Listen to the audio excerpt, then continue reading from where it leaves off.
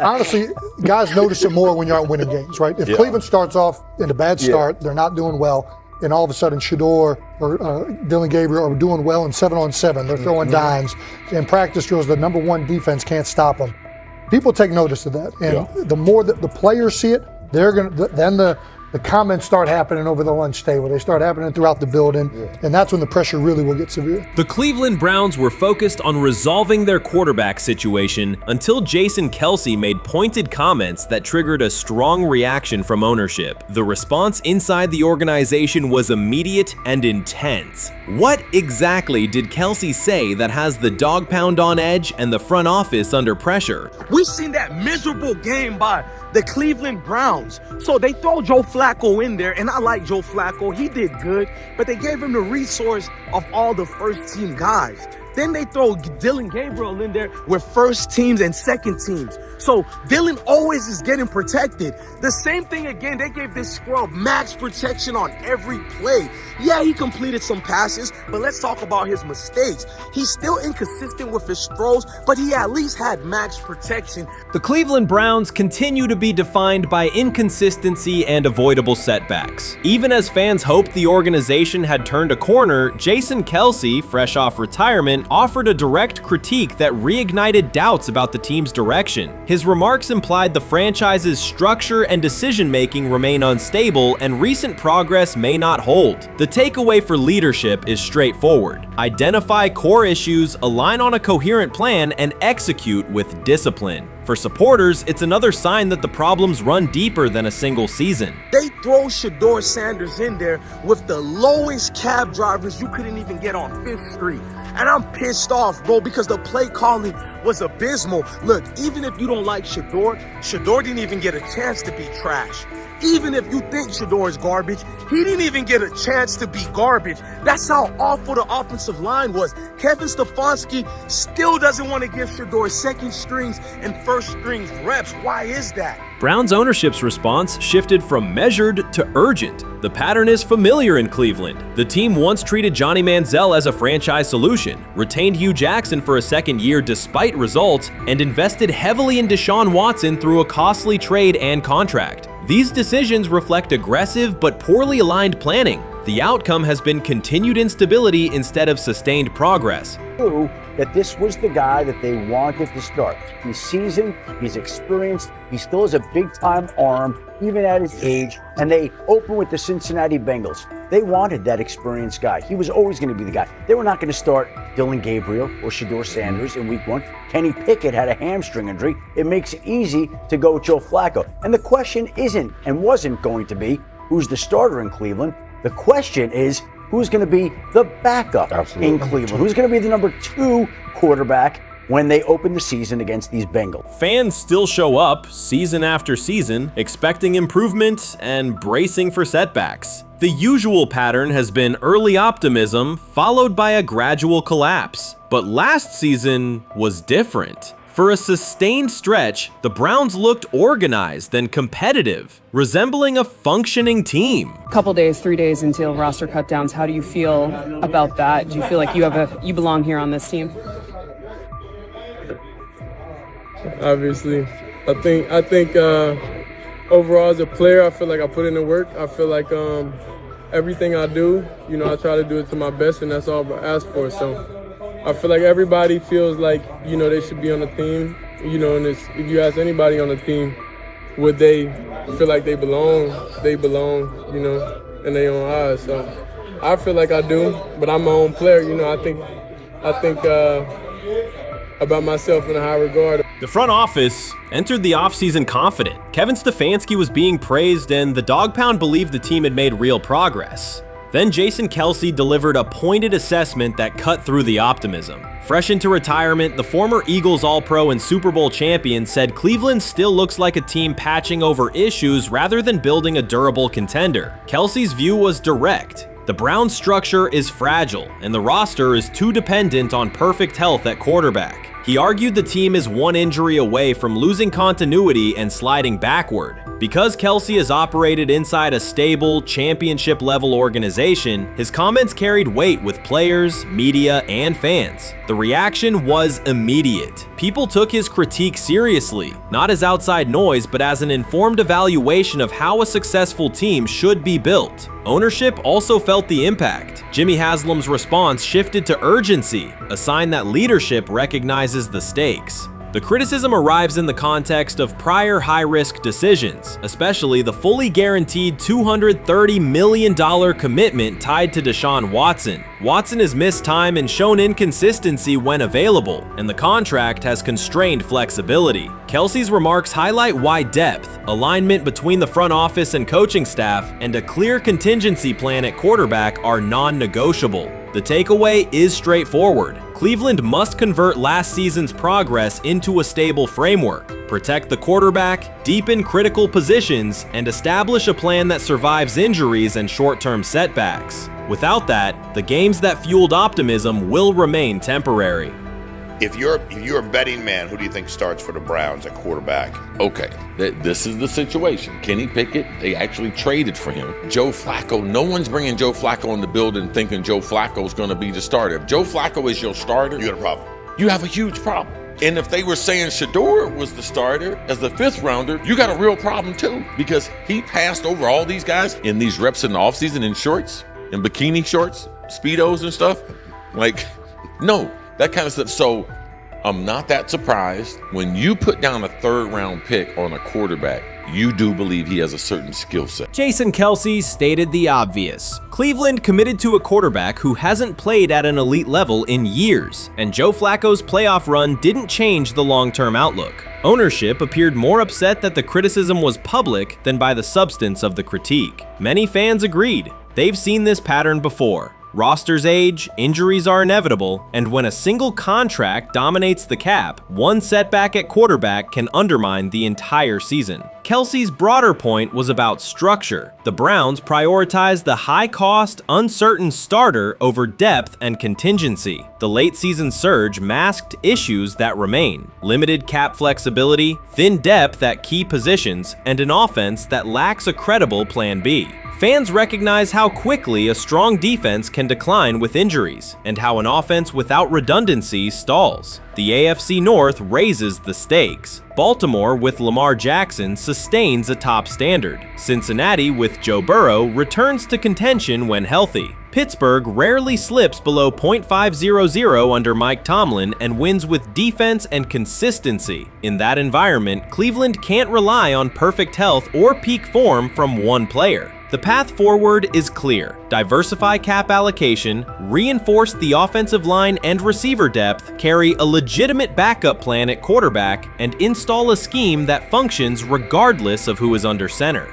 Given what we saw yesterday with Shedeur Sanders, somebody on the Cleveland Browns is 100% getting fired, probably by the end of this year. The person who's probably going to end up getting fired is Kevin Stefanski, because I know that he didn't want Shedeur Sanders on the team. It was Andrew Berry who made that pick. You can't really go against your GM. Bad things happen in this situation.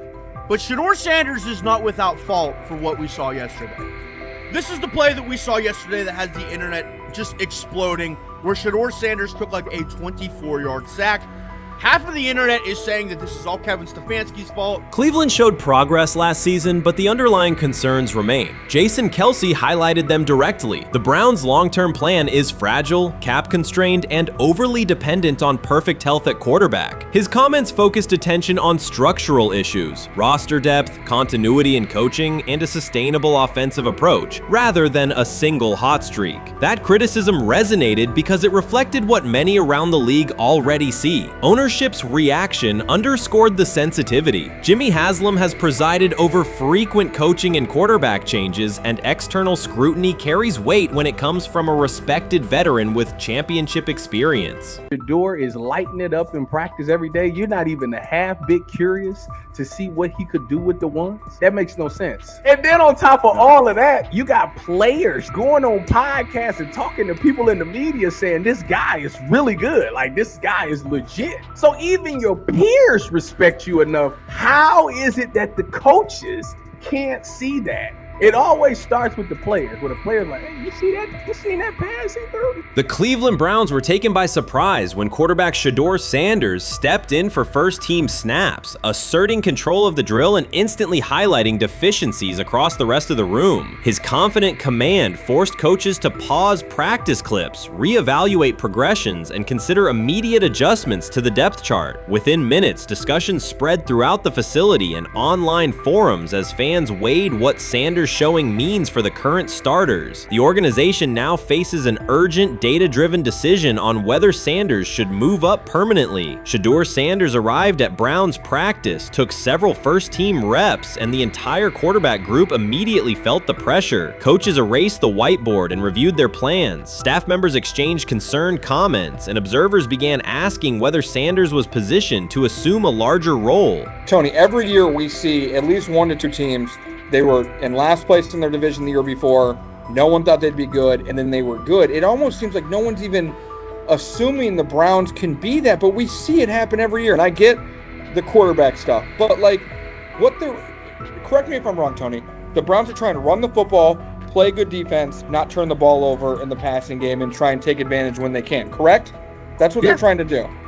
That was the 2020 offense. The Cleveland Browns are still searching for stability at quarterback. Deshaun Watson is yet to deliver consistent starter-level production that justifies his contract, and each game renews doubts about whether he can regain peak form. Behind him, rookie Dorian Thompson-Robinson shows promise but remains inexperienced and unpolished. Coaches are evaluating alternatives each week and may need to adjust the depth chart if progress stalls. The roster around them is built to contend now, so ongoing uncertainty under center is increasingly costly. As we talk about, we do believe in best player available. We do believe in positional value, and we didn't necessarily expect him to be available in the in the 5th round, and so we love adding competition to every position room and adding him to compete with the guys that are already in there. We felt like that was the appropriate thing to do. The Browns quarterback group is unsettled. Deshaun Watson has yet to provide the reliable, high-level play his contract demands, while rookie Dorian Thompson-Robinson remains promising but unpolished. Depth behind them consists mostly of veterans whose experience lies more in holding clipboards than leading offenses. The coaching staff needs an immediate answer, not a 3-year development project. Shedeur Sanders enters as that potential solution. At Colorado, he passed for more than 3,200 yards despite working behind one of college football's poorest offensive lines, consistently demonstrating poise, quick processing, and accurate ball placement under heavy pressure. Film shows steady reads and disciplined footwork, traits that offset concerns that his profile is built on family name or media attention. Cleveland viewed the signing as a low-risk, high-reward move. Early in camp, Sanders received a handful of first-team snaps intended merely as an evaluation. Those plays quickly changed practice tempo. The ball came out on time, receivers hit their landmarks, and the defense struggled to adjust. Coaches immediately expanded the review using phrases such as evaluate every option, an indication that the depth chart was no longer fixed. Watson sensed the scrutiny. Thompson-Robinson increased his urgency. Within minutes, competition in the quarterback room intensified. Sanders repeated that performance in subsequent sessions. His footwork remained clean, progression sharp, and throws firm and precise. Each strong rep forced staff to reassess the plan to keep him buried on the developmental track. The broader context magnifies the pressure. Cleveland's roster is built to contend now. Fans are weary of quarterback turnover, and the front office cannot afford another costly misstep under center. Around the league, rookie passers rarely wait multiple seasons anymore. Joe Burrow, Justin Herbert, CJ Stroud, and even late pick Brock Purdy established that precedent. If Watson opens the regular season and struggles, public calls for Sanders will grow, especially if the rookie flashes in preseason. Alternatively, another team could attempt to acquire him if Cleveland hesitates to elevate his role. Each scenario underscores the same reality. Sanders' emergence has turned a routine camp evaluation into a critical decision point for the franchise.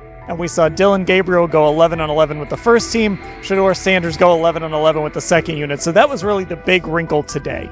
Yes, and of course, it was the first time that we have seen Shedeur Sanders get any of those coveted 11-on-11 reps. Of course, again, it wasn't with the first team offense or against the first team defense, but it's progress. And that means that he's going in the right direction, that the arrow is pointing up. He's coming up the learning curve. So that's good for him. And I actually thought just overall, he had a better day than Dillon had today. He completed more passes. passes. He was more on point. In fact, in that 11-on-11 period, he threw a near touchdown. Desperation can push franchises toward aggressive decisions, especially when their quarterback options appear unconvincing or outdated. One scenario now emerging is that Sanders earns enough confidence to take full preseason reps with the starters, forcing Cleveland to revisit a depth chart it believed was settled at the beginning of July. His practices demonstrate that the excitement around him is grounded in measurable performance. Accurate, high-velocity passes against first-team defenses, and confident command of the huddle.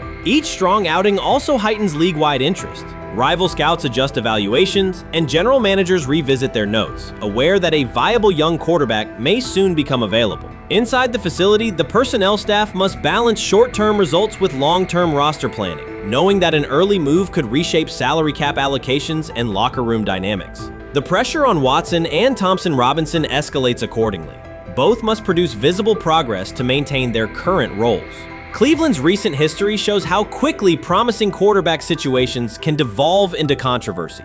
The franchise has turned potential breakthroughs into organizational turmoil before, so observers remain cautious about how this competition will unfold. Urban Meyer's roster history underscores the absurdity. Meyer coached Aaron Hernandez, whose off-field crimes are well documented, along with other players entangled in assaults, academic misconduct, and more. Yet Feinbaum singled out Newton, a national champion, Heisman Trophy winner, and NFL MVP, as the worst. This selective condemnation is not new. When Deion Sanders recently suggested implementing an NIL salary cap to restore competitive balance, Feinbaum dismissed the proposal and called Sanders a hypocrite rather than engage with the substance. The pattern repeats. Feinbaum routinely targets Cam Newton, Deion Sanders, Jameis Winston, Lamar Jackson, outspoken black athletes and coaches, while extending grace to figures such as Nick Saban, Kirby Smart, Dabo Swinney, or Tim Tebow under similar circumstances. Newton is no longer content to remain silent while others distort his story. In response, he laid out an accurate chronology, highlighting facts the commentary networks rarely repeat. One long-standing myth is that Newton was expelled from the University of Florida. He was not.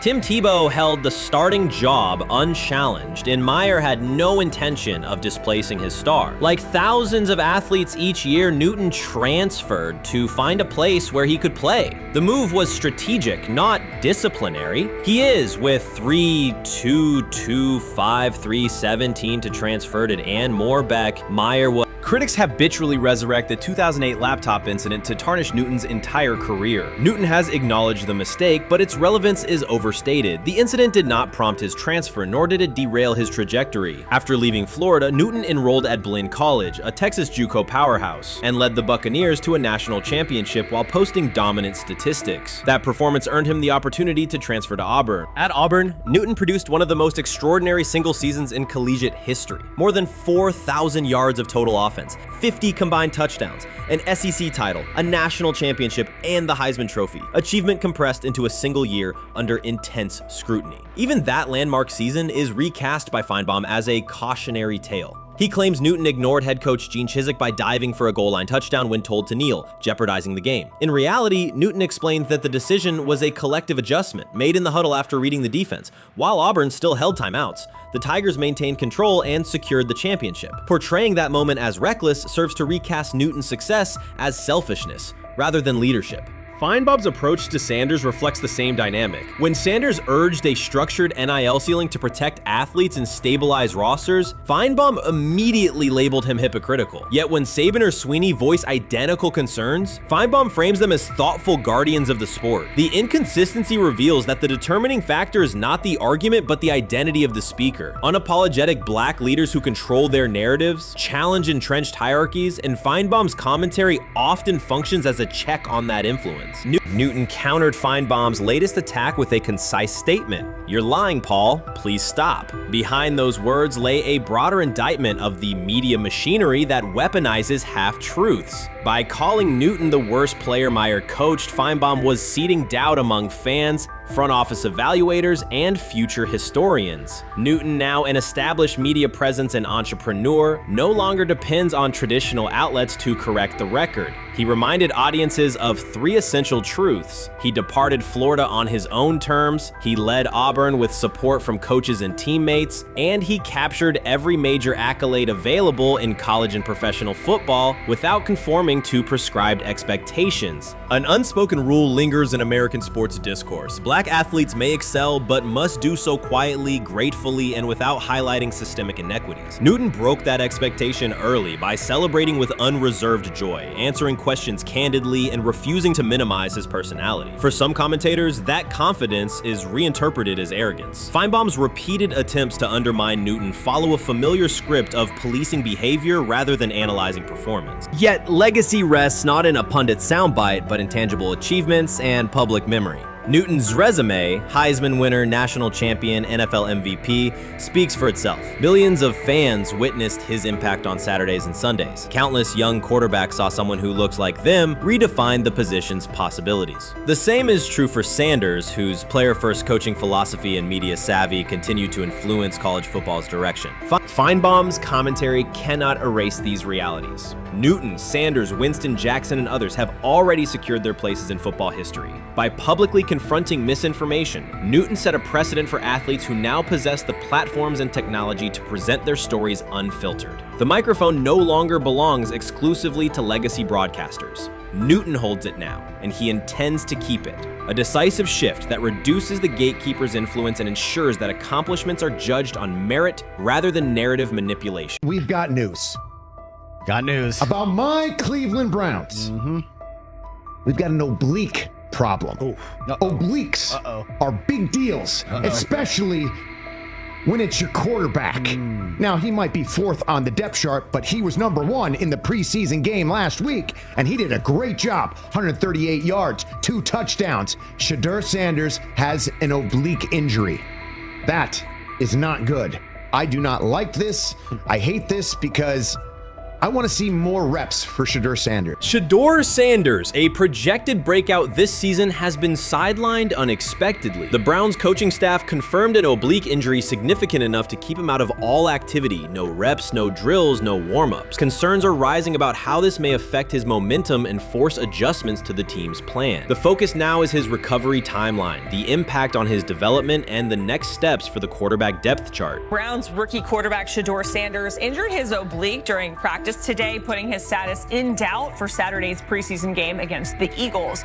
He's the latest quarterback on Cleveland's roster who has dealt with a health issue, joining fellow rookie Dillon Gabriel and Kenny Pickett.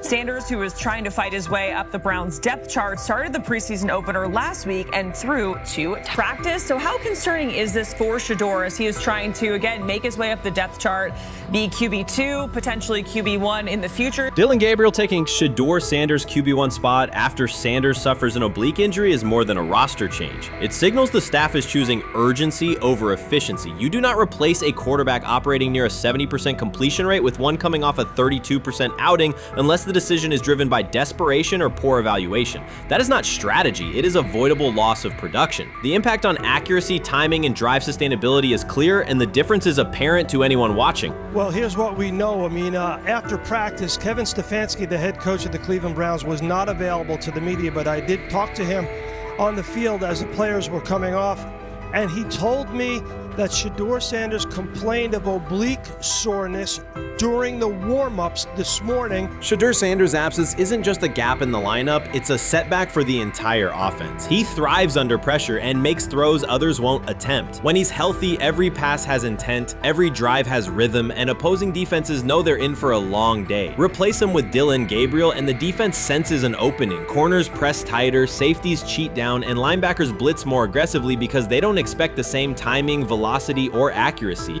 Yes. I mean, yeah, I'm a fan. I'm not even going to try to hide it. Rich gets You guys are fans. Like, you guys talk about the Cleveland Browns quite a bit. Yeah, it's almost annoying to me. It aggravates people. Like, people don't like the fact that Rich talks a lot about They must love Shedeur. I'm here. But it's like, you know, you have a friend, and that friend's child is following in the family's footsteps.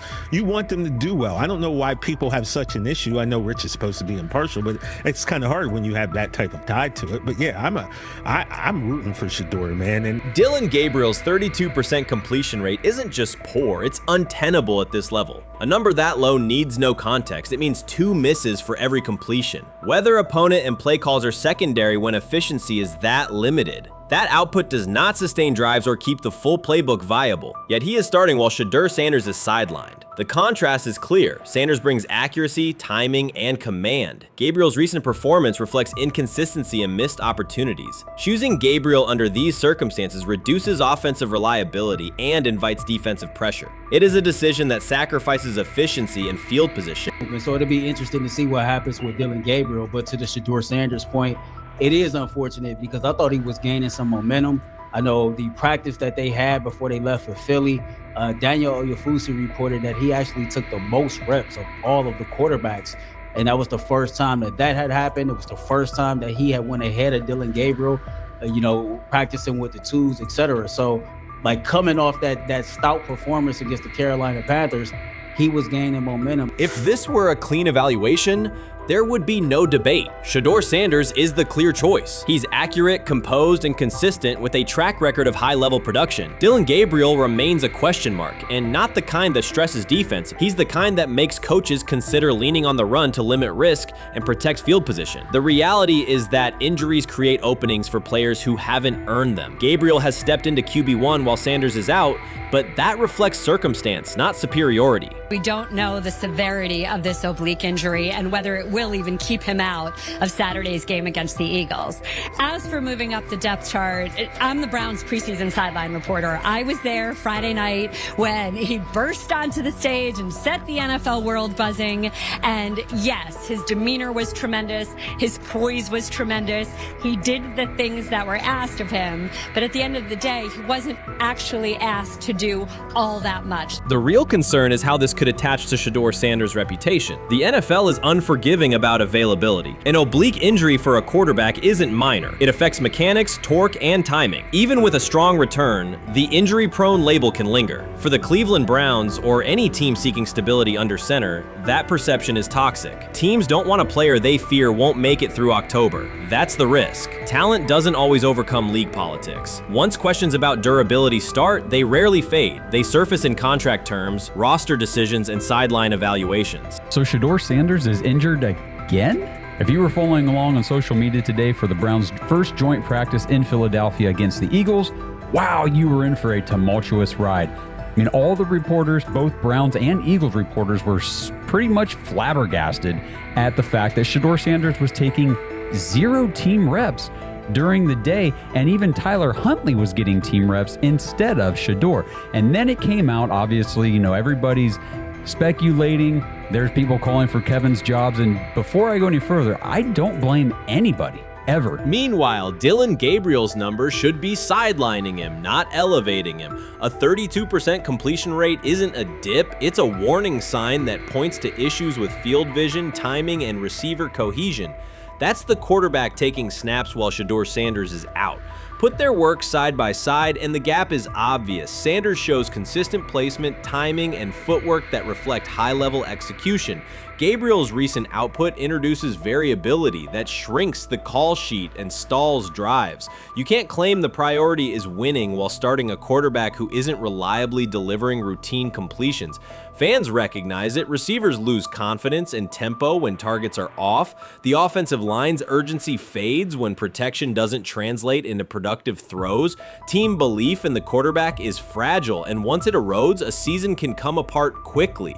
We could be looking at, 3/4 of Snoop and maybe 1/4 of Dillon Gabriel. Not really exciting for the fans. Of course, it would be nice to see what Dillon looks like. Did spend third-round capital on him. If you're Dillon Gabriel and you're a rookie, is not you be want to get healed. You want the reps. You want to take these reps. So what do you do to prepare yourself and get ready? Because, man, when rookies get injured, it's like these reps are so valuable. Yeah, sets them back a lot. We do have some video here. Mike Garafolo had some video of Jalen Hurts kind of helping Shedeur used his cart to get off the field here. Shedeur Sanders changes the entire equation. His presence under center keeps defenses honest, keeps teammates engaged, and expands the coaching staff's options. You can call vertical shots, open the playbook, and control the game's tempo. Dillon Gabriel limits that. With him, the playbook narrows, drives stall, and the defense ends up on the field too long trying to compensate. The Cleveland Browns are not in a position to gamble at quarterback. This is a franchise with a difficult history at the position. With Gabriel, the issues are visible from the stands. A 32% completion rate won't jump to 60% with a few extra reps. If anything, it will decline as defenses present looks they would not risk against Shedeur. And that's the core issue. Shedeur Sanders at 80% is still a better quarterback than Dillon Gabriel at his best. That isn't exaggeration, it's the numbers. If Sanders is a 70% passer when healthy, even a drop to 60% keeps him well ahead of where Gabriel is now. Yet the team is rolling with the quarterback who isn't delivering routine completions. Every week Sanders is out, his hold on QB1 loosens. That's the hard truth. The longer Gabriel stays in the role, the more coaches cite continuity and chemistry to cover what's happening on the field. Every throw and every drive has to be a statement, not just to win, but to erase any notion that Gabriel is a legitimate alternative. In the NFL, QB1 isn't handed back because you used to be the best option. You have to take it. Started off with some positive news for Shedeur, and then it kind of just went left real quick. Shedeur got the news early on that if Dillon Gabriel couldn't go, he would get his second straight start in the Saturday preseason game against the Philadelphia Eagles. And then he went on to injure his oblique. For the fans who don't know exactly what part of the body the oblique is at and what that injury is and how it can impact the quarterback, can you explain to them what is an oblique injury?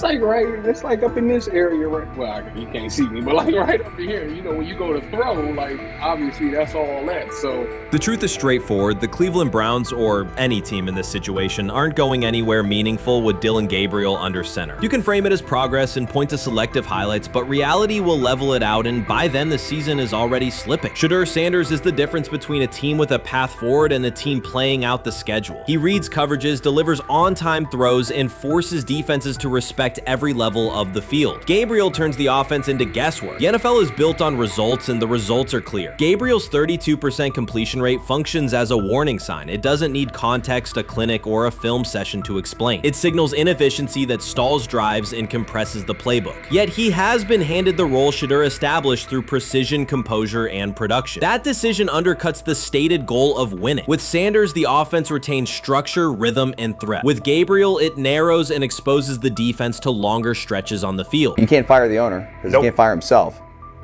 Yeah, someone's head's going to roll, unfortunately, in this situation, and it's probably Stefanski and Barry. I saw on The Athletic. I don't think that's fair, by the way. Stefanski, that part. I agree. I was saying the other day on my podcast that Barry should be fired, and I said I wouldn't fire Stefanski, but a couple of people made the point of saying, well, if you fire the GM, you got to give him a chance to hire his own coach, which is fair. That's true. So I would fire Barry. I would hire a new GM.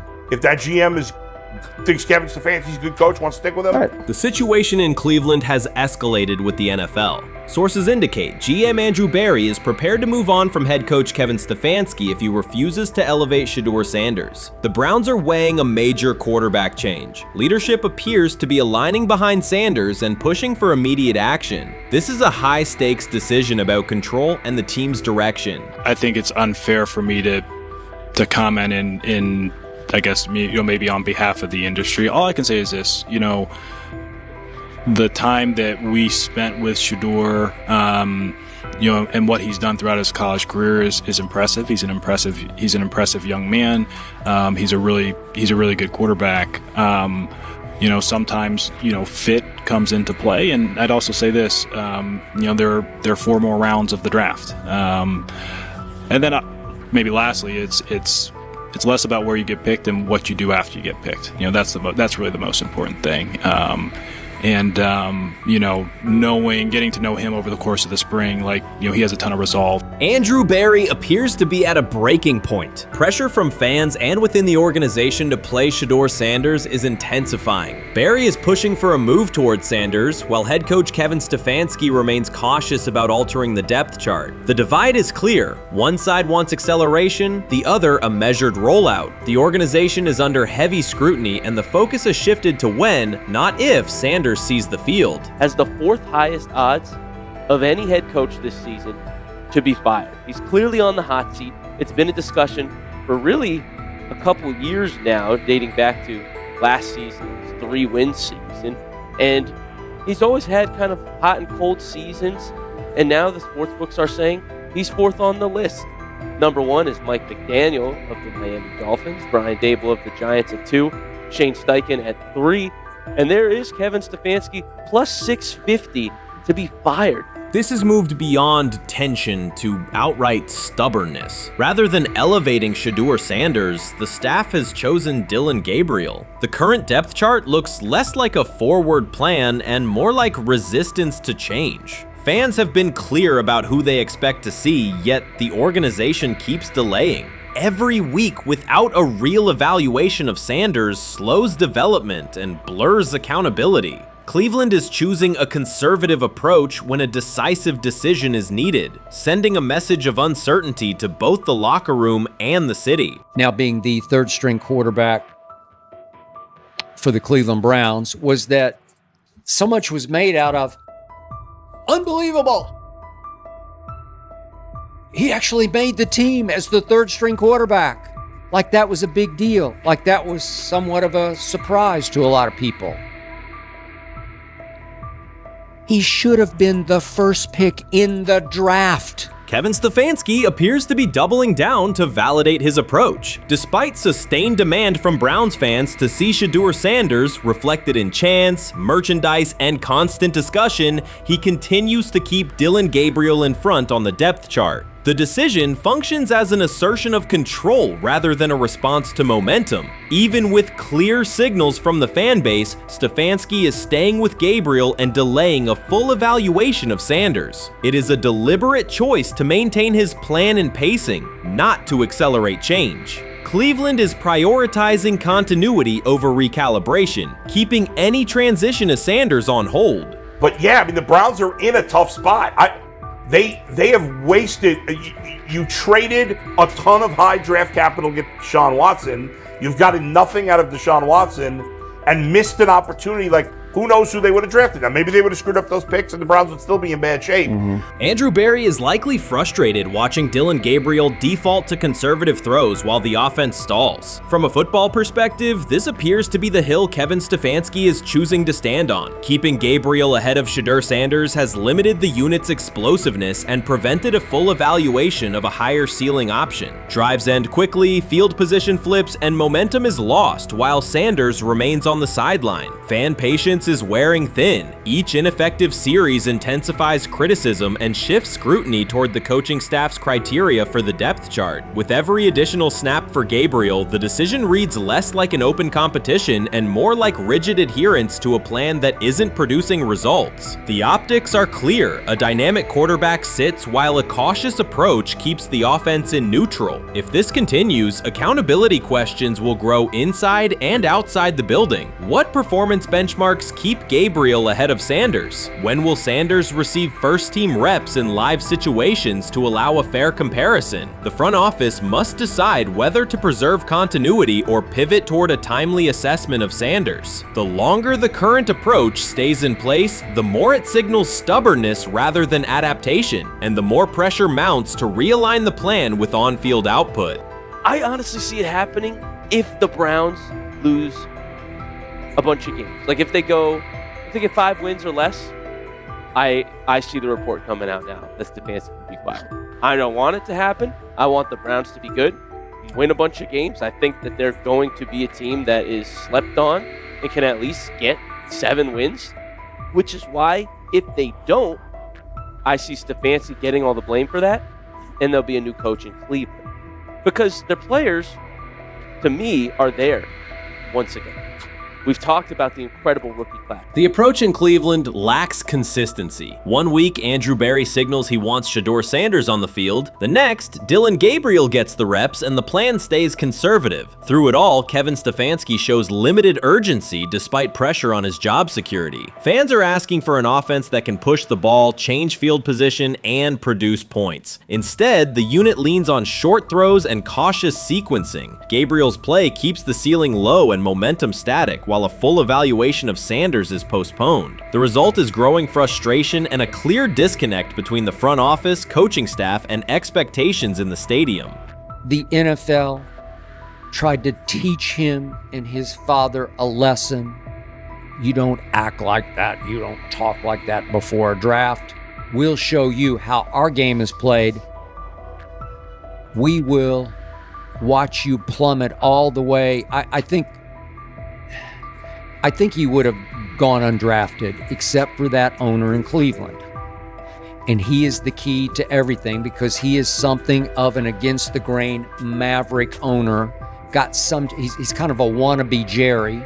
Fan speculation is growing. Some believe Kevin Stefanski lacks confidence in Shedeur Sanders. Others think he's prioritizing Dillon Gabriel for reasons unrelated to performance. A more extreme view claims Stefanski is manipulating outcomes to secure a buyout. Whatever the motive, the risk is clear. This approach is straining his relationship with GM Andrew Berry and alienating the fan base. Pressure is rising, Berry's patience is running out, and supporters have shifted from requests to demands. If the current plan continues, calls for a change in quarterback and accountability will intensify. Many observers declared Deion Sanders was finished. They argued that his public style attracted unnecessary attention, that his health had deteriorated too far, and that his coaching career was approaching an abrupt conclusion. They misread his resolve. When speculation intensified, Sanders did not schedule a press conference or issue a formal statement. Instead, he released a short video recorded at his Texas home, walking alongside recording artist Lil Wayne. The footage established two facts. Although Sanders still walks with a limp, he remains active, and he intends to return to the sideline.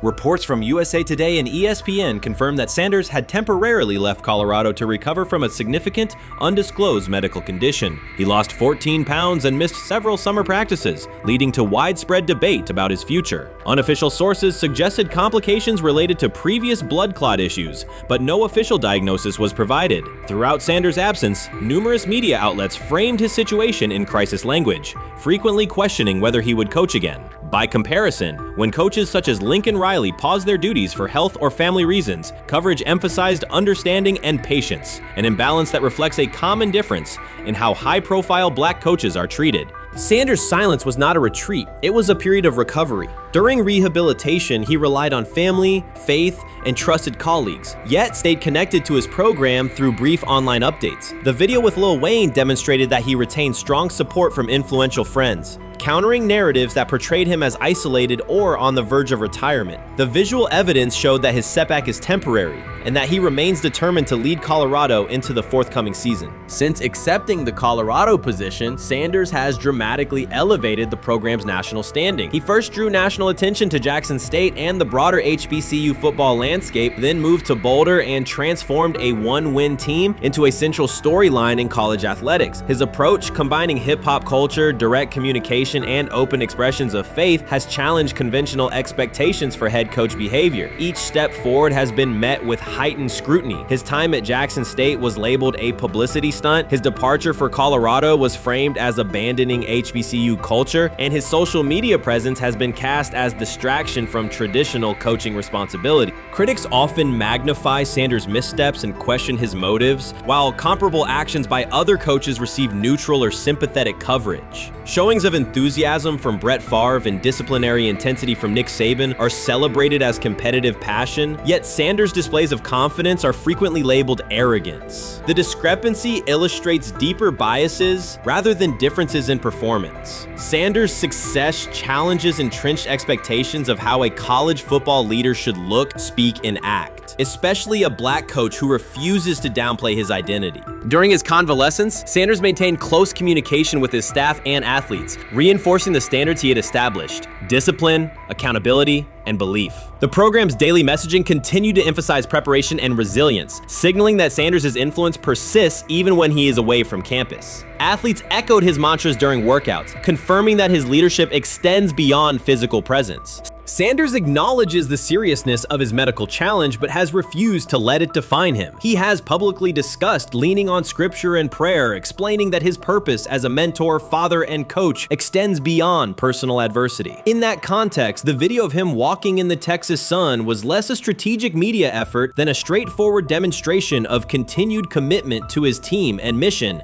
Colorado still requires Sanders' vision, prior to his arrival, attendance was low, national media attention was minimal, and recruiting momentum had stalled. Sanders' leadership brought renewed energy, authentic identity, and higher standards of accountability. Players who previously lacked representation in college football leadership found a coach who shares, affirms, and elevates their cultural background. Sanders supplements conventional coaching priorities, scheme, fundamentals, and execution with empowerment initiatives that cultivate self-confidence and authenticity. As preseason camp approaches, Sanders intends to resume full involvement, even if medical recovery remains ongoing. His presence is expected to restore on-site leadership, stabilize the locker room, and direct media coverage toward on-field progress. For Sanders, the objective extends beyond compiling wins and includes completing a cultural transformation that expands how success and leadership are defined in modern college football. Those who predict his decline overlook the underlying traits, faith, perseverance, and purpose that have supported Sanders throughout his career.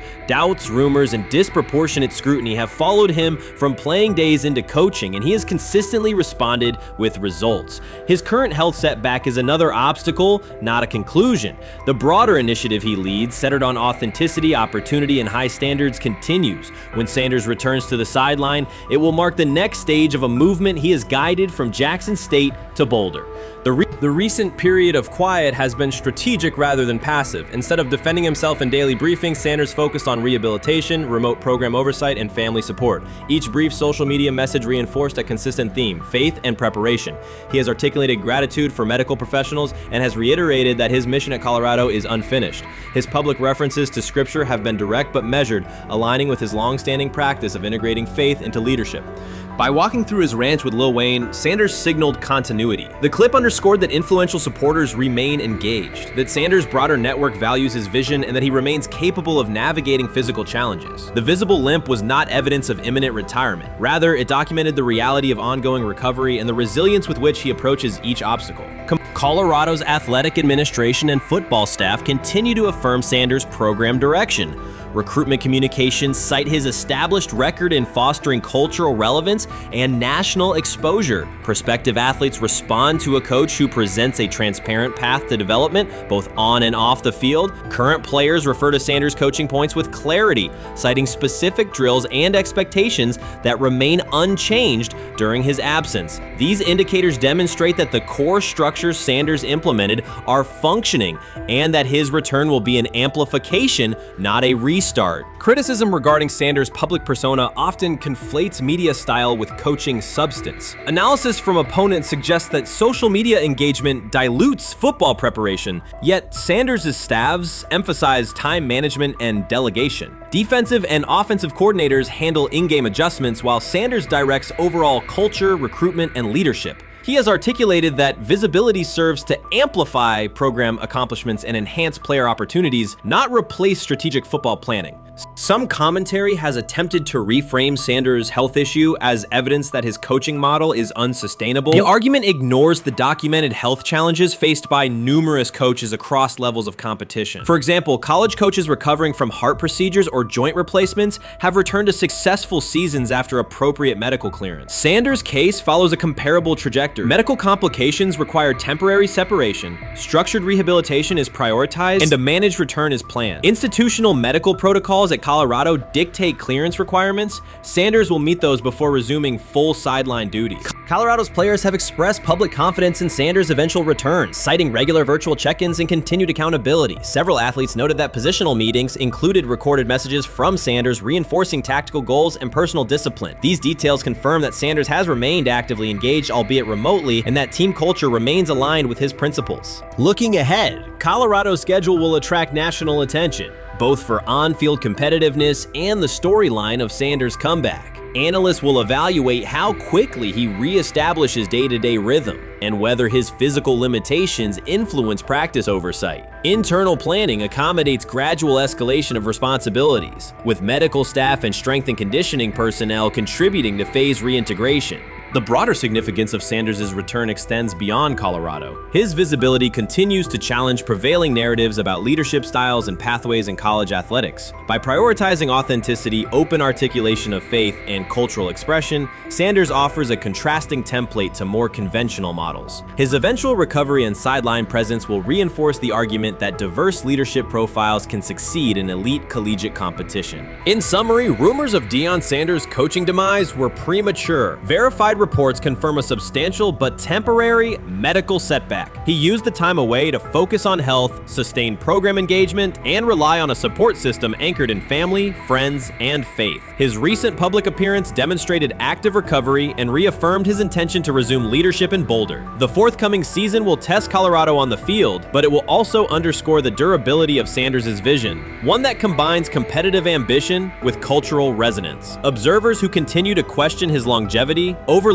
the resilience and purpose that have defined his career. Sanders' return is imminent, and the movement he leads remains intact. Shedeur Sanders doesn't ask for excuses. He hasn't blamed limited reps, patched together receiver groups, or fourth-string offensive linemen struggling against Cleveland's second-team defense. He shows up, works, and demonstrates why he belongs. On day 3 of Brown's training camp, for the first time since OTAs, he finally received something close to a fair opportunity. He lined up with the second unit during an 11-on-11 period and made the most of it. In 8 plays, he did what he typically does when given a chance. He executed. He went 2 for 2 on a quick series, finishing with a decisive throw to tight end Blake Whiteheart that immediately caught the sideline's attention. There was no hesitation in his drop, no unsettled feet, and no panic. Just firm, accurate timing and clean operation. It raised an obvious question. What has taken so long for the Browns to evaluate him with a functional group? The story isn't only about one throw, it's about the delay before it. Sanders has been the guy for most of his football life, commanding high school programs, starring in the Southwestern Athletic Conference at Jackson State, then operating under national attention at Colorado. For the first time, he's been told to wait. He has treated that reality as part of the job rather than a setback. He has prepared like a professional since the moment he arrived, and on the 3rd day of camp in heavy heat, he let the football represent his case. While coverage focused on the veteran presence of Kenny Pickett and Joe Flacco, Sanders made an impression with minimal volume. The difference with the second team was immediate. Protection held up, routes were on schedule, and progressions unfolded as designed. Within that structure, he looked like the quarterback who led efficient offenses at Jackson State and Colorado. Calm in the pocket, decisive in his reads, and accurate to tight windows. This was not simply a good practice period, it was a clear statement. He was not just operating the script, he was directing it. The timing was sharp, the reads were clean, and the seam throw to Whiteheart was a high-level anticipation throw, professional in placement and pace. The narrative around Sanders should reflect that when he is placed in a workable situation, his strengths are visible. Early work with 4th unit personnel included protection issues and unreliable spacing. With the 2nd unit, those variables stabilized and his work looked consistent with his resume. The performance supported a straightforward conclusion. The evaluation should move forward with higher quality reps. Sanders has been explicit about his approach. He does not request special treatment.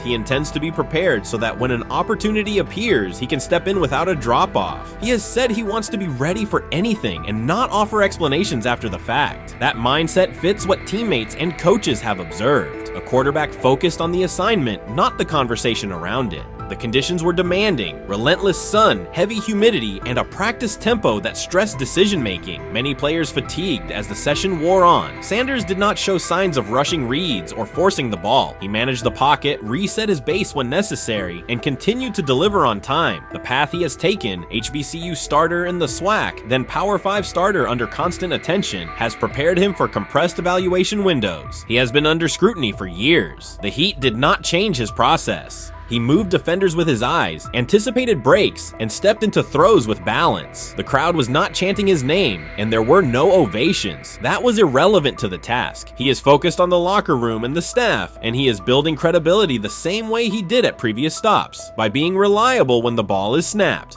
Quarterbacks coach Bill Musgrave has emphasized ignoring external noise and keeping attention on install, footwork, and timing. Sanders is familiar with the dynamic. He has been followed by cameras and commentary since his early teens. He has experience living with attention and still adhering to routine. Under heat, with a narrow set of snaps and multiple decision points, he stayed composed and effective. 2 speeding citations, 91 miles per hour in Brunswick and 101 miles per hour in Strongsville, became national items. General Manager Andrew Berry characterized the decisions as not smart and stressed that it's not only about driving fast, but about the safety of others. Sanders accepted responsibility, stated that he learned from the incidents, and said he would follow the rules. The attention to those citations did not alter his daily schedule or his practice preparation. He arrived early, stayed engaged, and kept the discussion centered on work.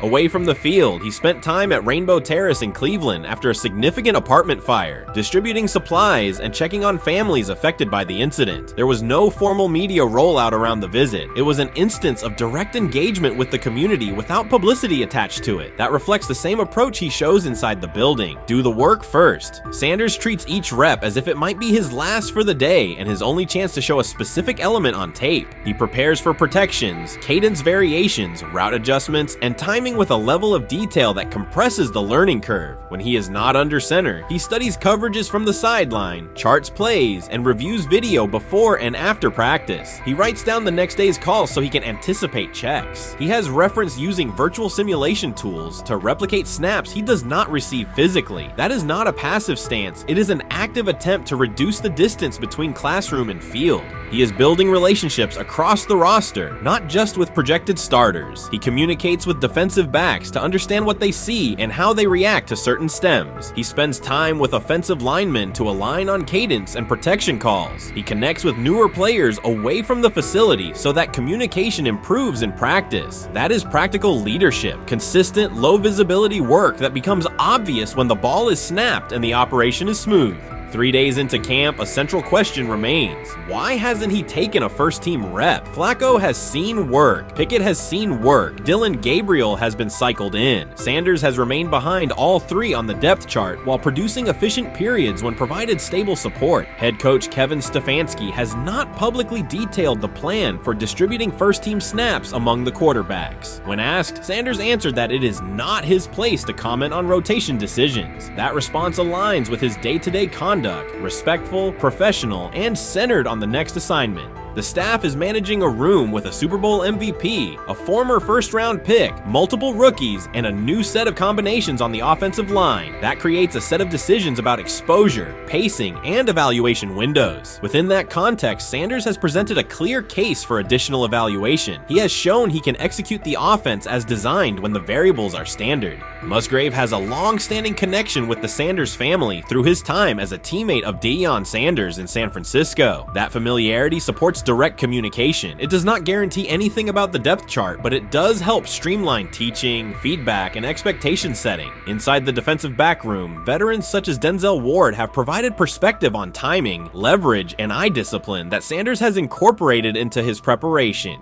He is operating without the immediate family structure that defined his college environment. Away from his brother Shiloh and his father Dayon, he is managing his own housing, nutrition, recovery schedule, and all the smaller tasks that accompany an NFL routine. Those adjustments matter because they influence consistency across a long camp. He has treated those responsibilities as part of the job rather than distractions, which is reflected in a steady daily approach. What he showed on day 3 with the second unit was not a surprise to those who have tracked his prior work. It was a continuation of a profile, efficient sequencing, clear timing, and consistent ball placement when protections and routes hold up.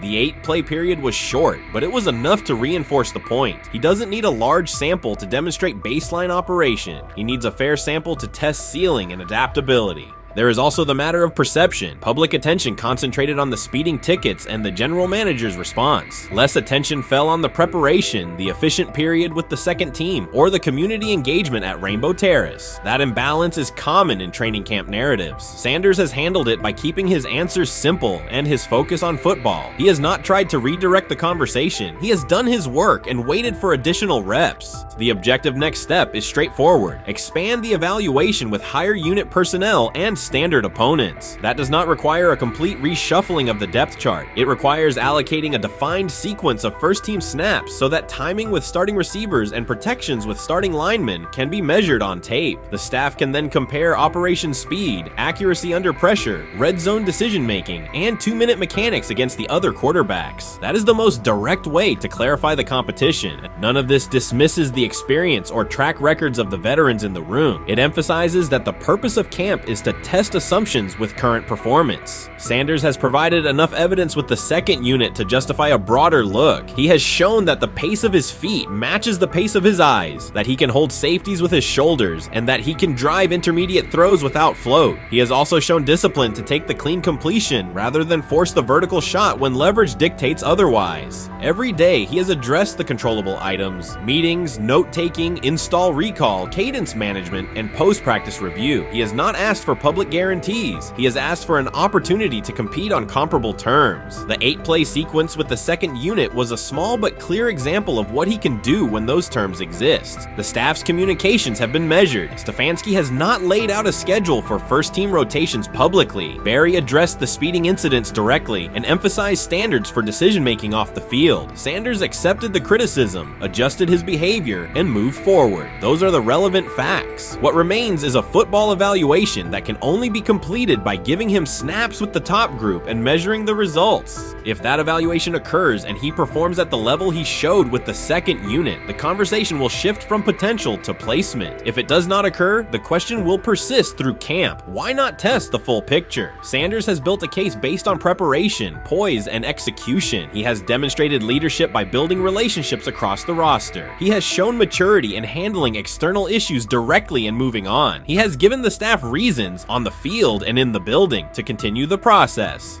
3 days into camp, he has answered everything within his control. He has shown growth, discipline, and consistent operation. He turned early fourth-team disarray into learning, then executed cleanly when moved to the second unit. He kept the discussion on football when outside topics threatened to dominate. He has not tried to win a press conference. He has tried to win every rep. If he continues to stack days like this, the next step is logical. Evaluate him with the starters, document the results, and let the tape determine the depth chart. Until then, he will continue to prepare, continue to compete, and continue to present the same message through his play. You first, when you take a look at both of these QBs, who had the most impressive start so far in the preseason? Well, to me, it was Shedeur. I didn't see any interceptions when he was out there. Did you see anything like that? I mean, don't get me wrong. I don't think Dillon Gabriel did a bad job. I was impressed with the brother, but I'm going to go with Shedeur. You know, the pressure was on him. The spotlight was on him. Stephen A. Smith didn't just call out Dillon Gabriel. He held him accountable and made him rethink his comments. The moment Dillon Gabriel spoke and went after Shedeur Sanders, it wasn't a minor slip. He crossed the line and stepped directly into Stephen A. Smith's wheelhouse. And Smith answered with a clear, direct response that left no room for misinterpretation. The comparisons were emanating from the media more so than anybody else. And that's what I think, that's exactly who I think he was directing his comments towards. Having said that, Dillon Gabriel, respectfully, it was stupid. A very dumb comment to make. First of all, let me tell you something right now. In every walk of life, far beyond the parameters of a football field. This wasn't casual sports commentary, it was a decisive critique. Dillon Gabriel's comments were taken apart by Stephen A. Smith with clear, direct points. Gabriel, a quarterback with solid stats but limited top-level achievements, chose to take a public shot at Shedeur Sanders. Shedeur, who has handled sustained media scrutiny and on-field expectations, became the target of an unnecessary criticism. Smith responded by challenging Gabriel's standing to make that claim, and by defending Sanders on the facts. The outcome was clear. Gabriel overreached, and Sanders didn't deserve the hit. Only Dan Orlovsky would sit up here in comparison to Shedeur Sanders, who did no such thing, and say, hey, thought he looked better. I got to give him the edge here. I thought it wasn't bad. A pick six and a fumble, and we can get over fumbles. Have you heard anybody say that? I know it's possible. Have you ever heard anybody say, we get over? Stephen A. Smith responded immediately. As soon as Dillon Gabriel made his comments about Shedeur Sanders, Smith delivered a clear, point-by-point critique that drew national attention across the NCAA media cycle. Dillon Gabriel has a reputation as a good quarterback, not a dominant one. He can post strong numbers against opponents like Tulsa, but his performance has been inconsistent when the stakes and competition rise to playoff level. Well, those who produce get treated differently than those who don't. What he said echoes the mentality of all of America practically, and most certainly the world, as we see things being globalized more and more every day. It was a stupid, idiotic, immature comment because clearly you were feeling the heat because a lot of people was talking about how Shedeur should be QB. Dillon Gabriel is a capable quarterback, but not a standout. Even so, he chose to talk down to Shedeur Sanders, a quarterback who has navigated constant scrutiny and pressure, and still represents the future of a program that was struggling before he arrived. The comparison was weak. The criticism was unnecessary. Stephen A. Smith recognized that and dismantled Gabriel's argument with a clear, direct response. How the Browns react to this, how the locker room reacts to this, how Shedeur reacts to this, because it was a clear shot at Shedeur.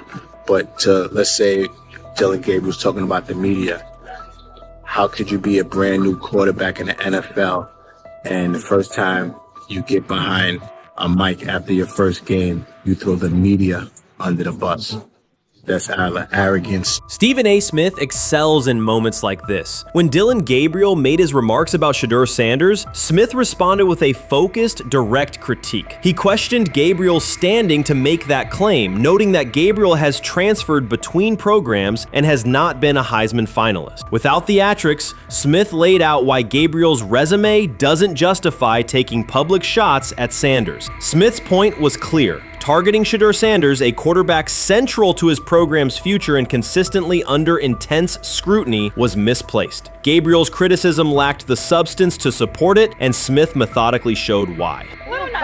Today on his 42nd I want you to be meaner. Birthday. That's number one. Number two, after the game, the Browns head coach Kevin Stefanski said there was a mix-up in the routes and that players were in the area that they shouldn't have been. Look at Stephen A's face. Look at Stephen A's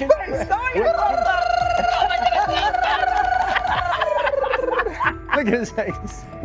Stephen A. Oh my Lord. The strength of Stephen A. Smith's response was that he didn't just address Gabriel's remarks. He challenged the image around him. Dillon Gabriel often presents himself as an overlooked contender ready to surprise. But the reality is that his profile hasn't commanded broad attention. It's a clear reminder that not every opinion carries equal weight. In defending Shedeur Sanders, Stephen A. was direct and precise. Shedeur isn't just a quarterback. He is Deion Sanders' son, which subjects him to scrutiny far beyond anything Gabriel has faced. Even under that pressure, Shedeur has maintained his composure, shown confidence, and delivered in key moments that helped revive a program many had written off. Stupidity, all of it. I thought it was a clear shot at Shedeur due to the fact that his Oregon coach threw a shot at Coach Prime and Shedeur during their meeting at Colorado last year. But you know what? The cream rises to the top. Let's see what happens this week. I see a lot of the media talking about they think it was about the media and not about Shedeur. And I think that's a chess move. For Dillon Gabriel to take shots at Shedeur Sanders was a miscalculation. Stephen A. Smith made the mismatch clear. Gabriel's attempt to shame Sanders was unnecessary and counterproductive. You don't target Deion Sanders' son when Deion has turned Colorado into primetime television. It underscored that Dillon Gabriel has often played with a chip on his shoulder because the spotlight hasn't followed him. He has been around long enough to compile numbers but not to earn broad respect. That's why going after Shedeur was misguided. Sanders, despite ups and downs, drives headlines. Gabriel's most notable headlines have been his transfers. Stephen A. Smith pressed that point without hesitation, challenging Gabriel's standing and leaving his argument looking like a forced throw that turns into a pick six. You know what? Still needs to thank me a little bit more for that restaurant I treated him and his family to because it was big time and stopped embarrassing me by going places and trying to use coupons. That's how pathetic he is. The point is that a pick six and a fumble is usually considered a bad day. Stephen A. Smith didn't need to raise his voice to make the point. He presented Dillon Gabriel as a player whose talk outpaces his resume and defended Shedeur Sanders with clear comparisons. That's why he called Gabriel out so directly. The comparison wasn't just unfair, it was forced. Now look at Gabriel's record. The numbers are solid and he can win against average defenses, but the resume lacks defining markers. There's no sustained Heisman contention, no late season surge that reshaped the national picture, and no no postseason moment that cements a legacy. The track record reflects steady production, not top-tier impact. That's the gap Smith underscored. Gabriel's criticism of Shedeur Sanders wasn't supported by what he has accomplished, while Sanders continues to carry a program under constant scrutiny. Let's see some of them step up and make some plays out there. Ain't no way. Gabriel Ain't no way. He's not built like that. No way. And this one is picked off and going back the other way. Oh my God, why did he stop playing? Now it's a foot race. And that is that. They told me bust out my AP. Perfect timing. H-time, we about to get legendary. Shedeur star the next game, baby. Shout out Dylan, though, you know what I'm saying? Bro, I love you, my heart. What am I bigger than cheese, bro? You know what I'm saying? But Shedeur got it. Shedeur Sanders is a national brand who draws viewers for both performance and result. Dylan Gabriel's attempt to diminish him read as resentment. And Stephen A. Smith called out the insecurity and lack of awareness directly. Colorado under Deion Sanders is prime time, and Shedeur sits at the center of that spotlight. If Gabriel expected the sports world to agree while he took a shot at Shedeur, he misread the moment. Smith dismantled the argument and questioned the credibility behind it. Gabriel will move on. He'll keep playing, give interviews, and have fans, but this exchange will trail his media profile as a reminder of a misstep. It's a clear example of a resume that doesn't justify taking public aim at a quarterback carrying that level of scrutiny and responsibility. For the Cleveland Browns preseason game today is that the way that some white folks watched Shedeur Sanders last week is the way that some black folks were watching Dylan Gabriel today. And it's not Dylan Gabriel for Dylan Gabriel's sake. Most folks don't have a problem with Dylan Gabriel. It's what he represents, which is the disrespect of a black person for no other apparent reason than they are a confident black person. Dylan Gabriel thought he was aiming up. Instead, he was placed back among quarterbacks who are good but not great. Stephen A. Smith made the central point. Dylan Gabriel doesn't shape the conversation. Sports are about narrative as much as numbers, and Gabriel's story doesn't move the culture, while Shedeur Sanders does. Smith highlighted that contrast clearly. By the end, Gabriel's credibility had taken a measurable hit. The critique was decisive and sent a broader message to any player considering public shots at Shedeur Sanders. If you step into that debate, you will be held to a higher standard and your resume will be tested. Dylan Gabriel learned that the hard way. I'm about to unleash about Shedeur Sanders. I just watched what happened to Shedeur Sanders in the Cleveland Browns' third and final preseason game. And I'm outraged, I'm sickened, and I'm saddened by the way Shedeur continues to be treated in the National Football League. Now by those sorry-ass Browns and sorry-ass Kevin Stefanski. The Cleveland Browns are once again mishandling a promising quarterback. Skip Bayless criticized the organization for failing to develop Shedeur Sanders and for misusing his skill set. He argued that the team's decisions are undermining Sanders' progress and turning a major investment into a cautionary example. Bayless pointed to inconsistent usage, questionable play calling, and a lack of clear direction as key issues limiting Sanders. He said the Browns need a defined development plan and stronger support if they expect Sanders to succeed. Skip Bayless delivered a direct, critical assessment this week. After seeing Shedeur Sanders in a Browns uniform, he argued that Cleveland is mishandling the quarterback and undermining his development. Bayless said the team's approach shows poor planning and inadequate support around Sanders. He dismissed excuses about strategy and emphasized the need for better coaching, deployment, and protection. In his view, the Browns are setting themselves up for problems before the season begins unless they establish a clear plan for Sanders. Given the team's recent decisions, his reaction is understandable. Cleveland has a history of inconsistent quarterback development. Shedeur Sanders is a premium prospect, the son of a Hall of Famer, a proven college performer, and a widely recognized figure. The organization should prioritize his reps, protection, and a clear development plan, not place him behind Dylan Gabriel as if he were a secondary option. But I'm going to answer this question by saying Shedeur Sanders. And I'm going to tell you why. I think he's being set up to fail. That's right, I'm going to say it. Okay. Here we are on national television, right? There's been 11 practices, if I remember correctly. He's been starting against, he's been playing against the third unit. He's fourth on the depth chart. And then suddenly you throw him into the start line, and he hasn't had any reps for the first team at all. Think about that. So you just gonna throw him to the wolves like that, huh?